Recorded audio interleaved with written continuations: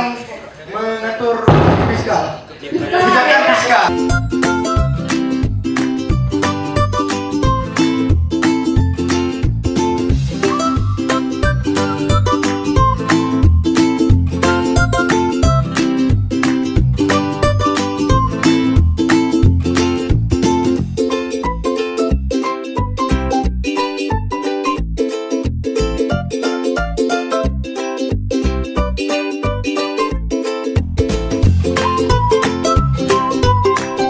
Defisit itu adalah lawan dari surplus. Defisit itu adalah di mana terjadinya pengurangan angka di bawah keseimbangan. Jadi tadi itu tentang penjualan.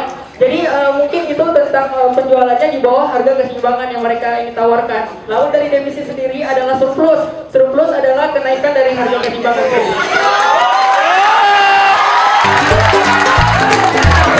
Jadi